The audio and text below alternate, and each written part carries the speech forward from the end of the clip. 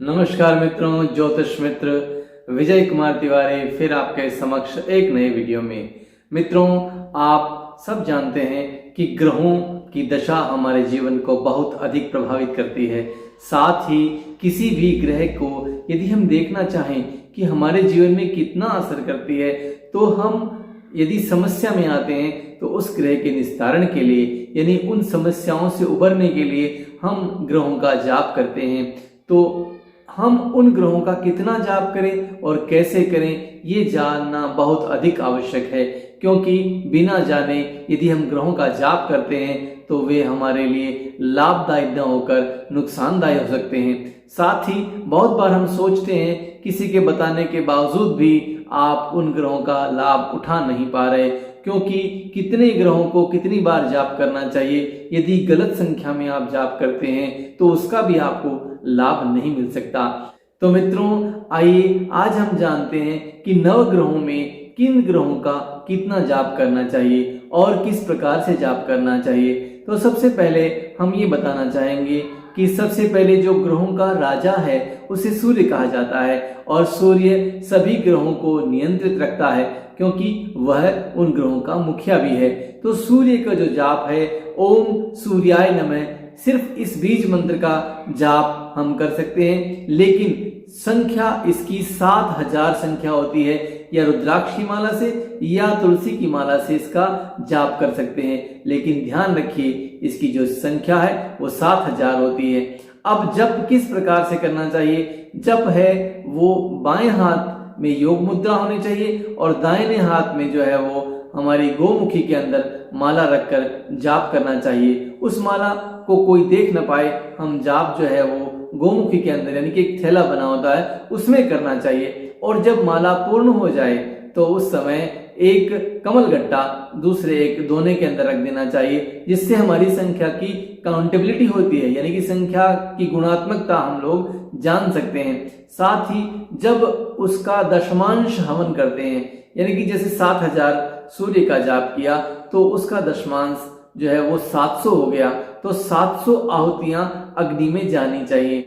बहुत बार हम सोचते हैं कि जब हमने जाप तो कर लिया, लेकिन जब यज्ञ करने की बारी आती है तो यज्ञ हम दशमांश न करके सिर्फ एक माला के जप से हम लोग यज्ञ कर देते हैं, वह आपको कार्य सिद्धि प्रदान नहीं करता। तो इसलिए मैं आपको बताना चाहूंगा कि जब आप जिस संख्या में जप करते हैं उसका 10वां हिस्सा आपको यज्ञ की संविधान यानी यज्ञ की आहुतियां देनी चाहिए। तो सूर्य का मैंने आपको बता दिया। उसके बाद आता है चंद्र, यानी चंद्र का ओम चम चंद्राय नमः, इस मंत्र का जाप करना चाहिए, जो कि इसका बीज मंत्र है। साथ में इसकी जो संख्या है वो 11000 की संख्या यानी 11000 संख्याओं से जाप करना चाहिए, यानी 11000 बार जो है वो माला का जाप करना चाहिए, और उसका दशमांश ही यज्ञ में संविधाएं डालनी चाहिए। इसके बाद आता है मंगल का, यानी कि मंगल जो है वो ग्रहों का सेनापति कहलाता है। तो मंगल जो है उसका जाप जो है हमें 10000 संख्या में करना चाहिए।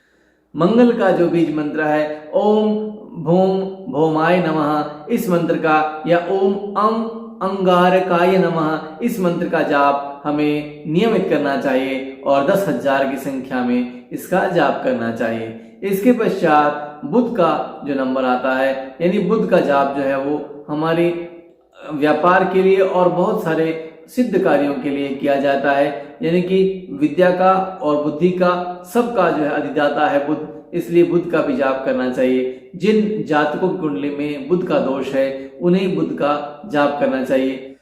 तो बुध के मंत्र का जो जाप है वो हमें 9000 की संख्या में करना चाहिए। ओम बुम बुधाय नमः, इस मंत्र को आप नियमित रूप से जाप करें और इसके 10वां जो हिस्सा है यानी दशमांश जो हिस्सा है उसका यज्ञ करें, तो आपको बहुत अधिक लाभ मिलेगा।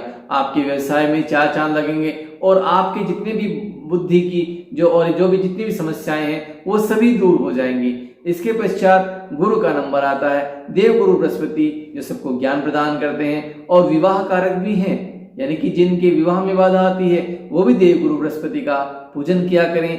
और इनके जप की संख्या है 19000, यानी 19000 की संख्या में गुरु का जाप करना चाहिए, और गुरु की जो जाप का जो दशमांश है वो यज्ञ करना चाहिए। तत्पश्चात गुरु के बाद आता है शुक्र, यानी शुक्र विवाह का और प्रेम परक देवता भी है, जो कि पति पत्नी और दाम्पत्य जीवन को सुखमय बनाता है। साथ में हमारा जो समाज है उसमें प्रतिष्ठा बढ़ाता है। तो उसके जो है शुक्र के 16,000 जाप करने चाहिए और साथ ही उसका 10वां हिस्सा जो है वो यज्ञ में करना चाहिए, यानी यज्ञ की आहुतियां प्रदान करनी चाहिए। तत्पश्चात शनि, यानी कि शनि जो है बहुत अधिक बलवान होता है, पश्चिम दिशा का स्वामी होता है। और मैंने आपको गुरु का जो मंत्र है ओ एम क्लीम गुरुवे नमः, इस मंत्र का जाप करना चाहिए। ओम शुक्र का ओम शुम शुक्राय नमः, इस मंत्र का, ये सरल सरल मंत्र हैं, जो बीज मंत्र हैं, उनका जाप आप आसानी से कर सकते हैं और आप लाभ उठा सकते हैं। साथ ही शनि का जो संख्या बताई थी वो 23,000 की संख्या में शनि का जाप करना चाहिए और ओम शम शनैश्चराय नमः, इस मंत्र का जाप करना चाहिए। और पश्चिम दिशा की ओर जो है एक सायंकालीन तेल का, यानी कि सरसों के तेल का दीपक जलाना चाहिए, जो कि बहुत अधिक लाभदायी रहता है। उसके पश्चात राहु, यानी राहु की 18,000 संख्या में जाप करना चाहिए। जिस जातक का राहु की समस्या है, जिस जातक को, उसे ओम राम राहुवे नमः, इस मंत्र का जाप करना चाहिए और 18,000 की संख्या में करना चाहिए। और उसका 10वां हिस्सा यानी 1800 उसकी संख्या में आपको आहुति डालनी चाहिए अग्नि में, तो आपका कार्य निश्चित ही सफल होगा। और उसके पश्चात ओम केम केतुवे नमः, इस मंत्र का जाप करके केतु को प्रसन्न कीजिए। केतु आपको बलवान बनाता है और आपकी प्रतिष्ठा दिलाता है और आपके रुके हुए अकस्मात जो कार्य हैं उनमें सिद्धि दिलाता है। इसलिए केतु का जाप 17,000 की संख्या में करना चाहिए और उसका 10वां हिस्सा जो है वो, यानी दशमांश, उसके यज्ञ करना चाहिए, ताकि आपको बहुत अधिक लाभ मिले।